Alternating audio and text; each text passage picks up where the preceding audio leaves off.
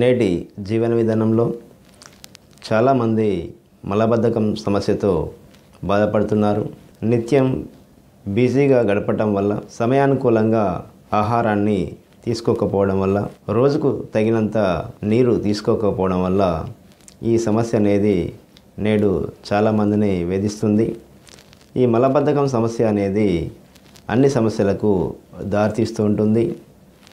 ముఖ్యంగా piles, fissures, BP అట్లాంటి సమస్యలకు ఈ యొక్క మలబద్ధకం అనేది ముఖ్యంగా ఇబ్బంది పెడుతుంటుంది. ఈ మలబద్ధకం సమస్యకు ప్రధాన కారణాలు కనుక చూసినట్లయితే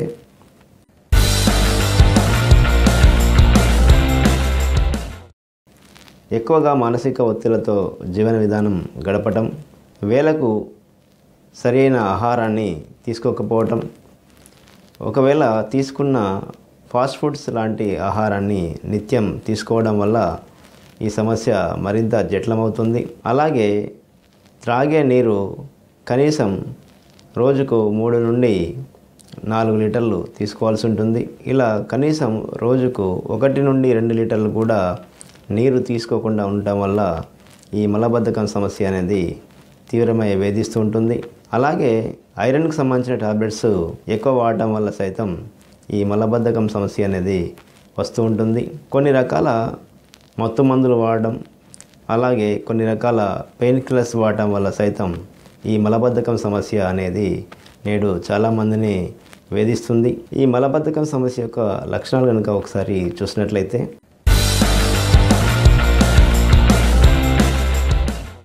ముఖ్యంగా మల విసర్జన అనేది సాఫీగా రాకుండా ఉంటుంది. మల విసర్జనకు వెళ్ళాలంటేనే భయం వేస్తుంటుంది. ఒకవేళ కొన్ని సందర్భాల్లో మల విసర్జనకు వెళ్ళినప్పుడు రక్తంతో కూడిన విరేచనాలు కావడం జరుగుతూ ఉంటుంది. అలాగే మల విసర్జన అనంతరం తీవ్రమైన మంట, నొప్పి సైతం వస్తుంటాయి. అలాగే ఈ మల విసర్జన అనేది సాఫీగా లేనప్పుడు గ్యాస్ట్రిక్ సంబంధిత వ్యాధులు అనేది వస్తూ ఉంటాయి. ముఖ్యంగా జీర్ణకోశంలో అల్సర్లు కానీ, ఎప్పటికీ పొట్ట ఉబ్బరంగా ఉండటం కానీ ఈ లక్షణాలను మనం మలబద్ధకం సమస్యలో చూడవచ్చును. అలాగే మలబద్ధకం సమస్య ఉన్నప్పుడు తీవ్రమైన నీరసం ఉంటుంది, చికాకుగా ఉంటుంది, ఏ పని తోచదు, ఏదన్నా చేస్తామన్నా కూడా మనసు ఉండకపోవడం, ఇలాంటి లక్షణాలు మనం మలబద్ధకం సమస్యలో చూడవచ్చును. ఈ మలబద్ధకం సమస్యను నిర్లక్ష్యం చేయకుండా వెంటనే తగు చికిత్స తీసుకున్నట్లయితే ఈ సమస్య నుండి త్వరగా బయటపడవచ్చును. ఈ యొక్క మలబద్ధకం సమస్యకు కొన్ని జాగ్రత్తలు కనుక తీసుకున్నట్లయితే ఈ సమస్య నుండి త్వరగా బయటపడవచ్చును. ముఖ్యంగా తీసుకునే ఆహారం అనేది సాత్విక ఆహారమై ఉండాలి. తీసుకున్న ఆహారంలో పోషక విలువలు సైతం ఎక్కువగా ఉండాలి.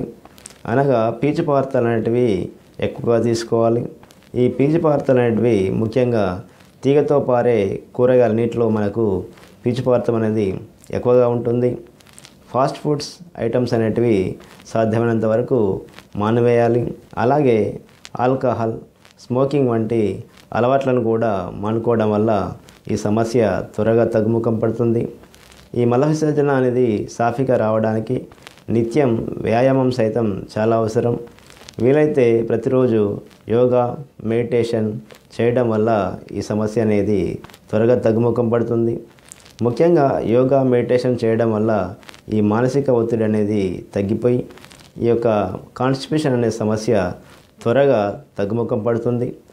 నిర్లక్ష్యం చేయకుండా ప్రతినిత్యం కనీసం ఒక 45 నిమిషాల పాటు ప్రతినిత్యం వ్యాయామాన్ని కనీసం 45 నిమిషాల పాటు చేయడం వల్ల ఈ సమస్య అనేది సులువుగా తగ్గిపోతుంటుంది. ఈ యొక్క మలబద్ధకం సమస్యకు హోమియో వైద్యంలో చాలా మంచి మందులు ఉన్నాయి. ఈ వ్యక్తి యొక్క మానసిక లక్షణాలు మరియు శారీరక లక్షణాలను దృష్టిలో ఉంచుకొని మందులను ఎంపిక చేసి వాడుకున్నప్పుడు ఈ యొక్క మలబద్ధకం సమస్య అనేది త్వరగా నివారించబడుతుంది.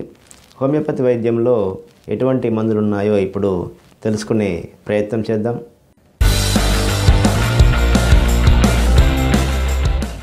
హోమియోపతి వైద్యంలో ముఖ్యమైన మందులు చూసినట్లయితే మొదటగా నక్స్వామిక అనే మందును చూసినట్లయితే వీరికి మసాలాలు, ఫాస్ట్ ఫుడ్స్ కాఫీలు ఎక్కువగా తీసుకునే అలవాటు ఉంటుంది. అలాగే వీరికి శారీరక శ్రమ అనేది చాలా తక్కువగా ఉండి మానసికంగా ఎక్కువగా కష్టపడుతుంటారు. ఇలాంటి వారికి మలబద్ధకం సమస్యకు ఈ మందు తప్పక ఆలోచించదగింది. అలాగే వీరు మానసిక స్థాయిలో కోపం ఎక్కువ ప్రదర్శిస్తారు. తేలికపాటి వెలుతురు కూడా కొన్ని సందర్భాల్లో భరించలేరు. ఇటువంటి లక్షణాలు ఉన్న వారికి ఈ నక్స్వామిక్ అనే మందు వాడుకొని మలబద్ధకం సమస్యను నివారించుకోవచ్చును. అలాగే మరి యొక్క మందు బ్రయోనియన్ కనుక చూసినట్లయితే వీరికి దాహం ఎక్కువగా ఉంటుంది. దాహం ఎక్కువగా ఉన్నప్పటికీ వీరు మలబద్ధకం సమస్యతో బాధపడుతుంటారు. మలం చాలా గట్టిగా వస్తూ ఉంటుంది. మానసిక స్థాయిలో వీరు ఎప్పటికీ ఇంటిపైనే దృష్టి పెట్టుకొని ఉంటారు. అనగా ఏ ఊరికి వెళ్ళినా కూడా ఎప్పటికీ వీరి మనసు అనేది ఇంటిపైనే ఉంటుంది. ఇలాంటి లక్షణాలు ఉన్న వారికి ఈ బ్రయోని అనే మందు వాడుకొని ప్రయోజనం పొందవచ్చును. అలాగే మరి యొక్క మందు ఓపియం కనుక చూసినట్లయితే మల విసర్జన వాంఛ వీరికి అసలే ఉండదు. మలం అనేది చాలా గట్టిగా ఉంటుంది. నల్లని ఉండల వలె వస్తూ ఉంటుంది. మలబద్ధకంతో బాధపడే ముసలి వారికి ఈ మందు తప్పక ఆలోచించదగింది. అలాగే మరి యొక్క మందు అల్యూమినియం కనుక చూసినట్లయితే మలం చాలా మెత్తగా ఉన్నప్పటికీ వీరికి మల విసర్జన అనేది చాలా కష్టంగా మారుతుంది. సాధారణంగా అప్పుడే పుట్టిన పిల్లల్లో వచ్చే మలబద్ధకం సమస్యకు ఈ మందు బాగా పనిచేస్తుంది. అలాగే డబ్బా పాలు తాగే పిల్లల్లో ఏర్పడే మలబద్ధకం సమస్యను ఈ మందు వాడుకొని నివారించవచ్చును. అలాగే మరి యొక్క మందు కాస్టికంను చూసినట్లయితే పక్షవాతం తర్వాత వచ్చే మల విసర్జన బాధకు ఈ మందు చాలా బాగా పనిచేస్తుంది. కావున పక్షవాతం అనంతరం వచ్చే కాన్స్టిపేషన్ ప్రాబ్లంకు ఈ కాస్టికం అనే మందు వాడుకొని ప్రయోజనం పొందవచ్చును. ఈ మందులే కాకుండా గ్రాఫైటిస్, సల్ఫర్, శైలీషియా, ప్లంబం వంటి మందులను లక్షణ సముదాయాన్ని అనుసరించి డాక్టర్ సలహా మేరకు వాడితే చాలా మంచి ఫలితం ఉంటుంది. ఇలా హోమియోపతి వైద్యంలో చాలా మంచి మందులు ఈ మలబద్ధకం సమస్య నివారణకు ఉపయోగపడతాయి. ఏదైతే మందును ఎంపిక చేసుకుంటామో ఆ మందును 200 పొటెన్సీలో వారానికి 2 రోజులు ఉదయం 1 డోసు, సాయంత్రం 1 డోసు చొప్పున వాడుకొని ప్రయోజనం పొందవచ్చును. ఇలా సుమారు 4 వారాల పాటు వాడిన అనంతరం సమస్య కనుక తగ్గినట్లయితే వెంటనే మందులను ఆపేయాల్సి ఉంటుంది. ఒకవేళ సమస్య తగ్గకుండా మరీ ఇబ్బందికరంగా మారినట్లయితే వెంటనే దగ్గరలో ఉన్న డాక్టర్ను సంప్రదించి సలహాల మేరకు మందులు వాడుకొని ప్రయోజనం పొందవచ్చును. ఈ సమస్యకు మందులు ఎంత ముఖ్యమో జాగ్రత్తలు కూడా అంతే ముఖ్యం. కావున ఫాస్ట్ ఫుడ్స్ లాంటి ఆహారాన్ని మానుకొని సాత్విక ఆహారాన్ని కనుక తీసుకున్నట్లయితే ఈ మలబద్ధకం సమస్య నుండి త్వరగా విముక్తి పొందవచ్చును. మరి యొక్క ఆరోగ్య సమస్య గురించి వచ్చే ఎపిసోడ్లో తెలుసుకునే ప్రయత్నం చేద్దాం. నమస్కారం.